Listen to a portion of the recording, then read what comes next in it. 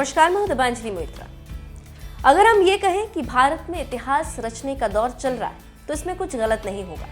आपको बता दें कि भारत ने एक बार फिर इतिहास रचकर पूरे विश्व को चौंका दिया। टोक्यो ओलंपिक में जैवलिन थ्रोअर नीरज चोपड़ा ने इतिहास रचा था और भारत के गोल्डन बॉय बन गए।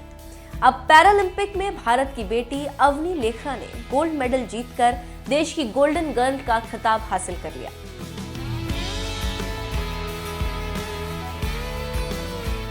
कहते हैं जब हौसला बना लिया ऊंची उड़ान का, फिर देखना फिजूल है कद आसमान का।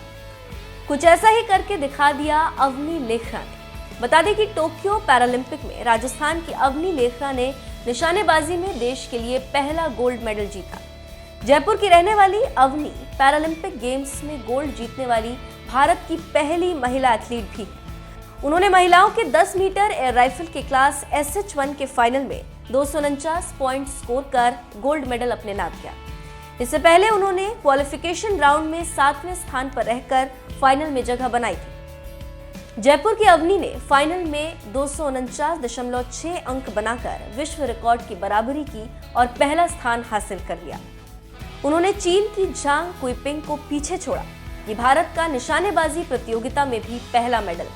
वहीं टोक्यो पैरालंपिक में भी ये देश का पहला गोल्ड मेडल। पैरालंपिक खेलों में मेडल जीतने वाली अवनी तीसरी भारतीय महिला बन चुकी। वहीं अवनी लेखरा की जीत के बाद प्रधानमंत्री नरेंद्र मोदी ने भी उन्हें बधाई दी और ट्वीट करते हुए लिखा, असाधारण प्रदर्शन अवनी लेखरा, आपके मेहनती स्वभाव और शूटिंग के प्रति जुनून के कारण संभव हुआ।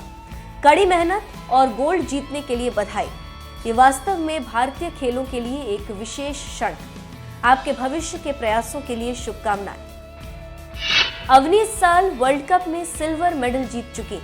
2019 में क्रोएशिया में भी सिल्वर मेडल जीत चुकी। 2017 में वो जूनियर वर्ल्ड रिकॉर्ड बना चुकी। अवनी का वर्ल्ड रैंकिंग 5 है। अवनी पैरालंपिक में मेडल जीतने वाली तीसरी शूटर भी है। अवनी से पहले रियो में दीपा मलिक ने सिल्वर जीता था। बता दें कि अवनी बचपन से ही दिव्यांग नहीं थी, बल्कि उनका और उनके पापा प्रवीण लेखरा का 2012 में जयपुर से धौलपुर जाने के दौरान एक्सीडेंट हो गया था, जिसमें उनके पापा और वो घायल हो गए। कुछ समय बाद उनके पापा स्वस्थ हो गए, लेकिन अवनी को 3 महीने अस्पताल में बिताने पड़े। फिर भी रीढ़ की हड्डी में चोट की वजह से वो खड़े होने और चलने में असमर्थ हो गए। तब से वो व्हील चेयर पर ही। अवनी के इस हौसले को देखने के बाद जाते जाते बस इतना ही कहना है, हर कामयाबी पर तुम्हारा नाम होगा, तुम्हारे हर कदम पर दुनिया का सलाम होगा। डट कर करना सामना तुम मुश्किलों का, एक दिन वक्त भी तुम्हारा गुलाम होगा।